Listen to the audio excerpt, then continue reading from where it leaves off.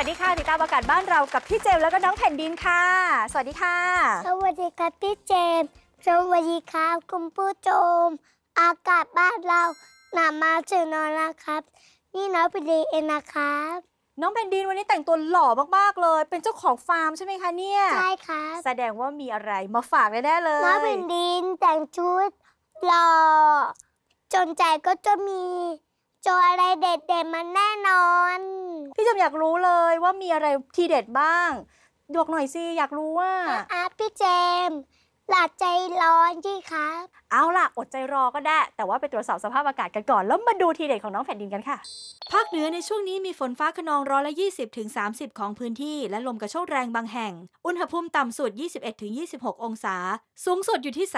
33-39 องศาเซลเซียสค่ะตรวจสอบสภาพอากาศกันแล้วมาดูกันหน่อยว่าเจ้าของฟาร์มตัวน้อยมีอะไรจะมาโชว์เห็นบอกว่าจะเรียนเสียงสัตว์น้องแผ่นดินโชว์เลยค่ะแป้งมาโอแมนโนโนแฮมเบอร์เกอร์E-I-E-I-O อันก็จะได้อะไรผิด E-I-E-I-O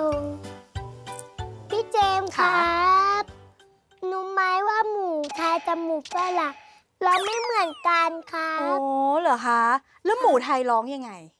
อูดครับแล้วหมูฝรั่งล่ะคะโอ้ย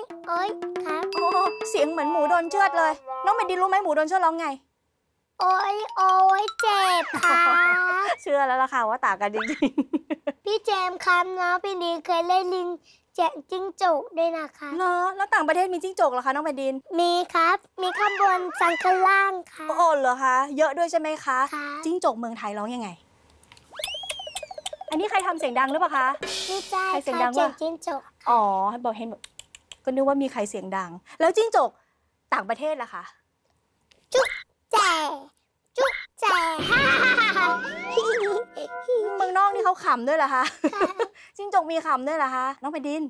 เปล่าค่ะคนขำค่ะ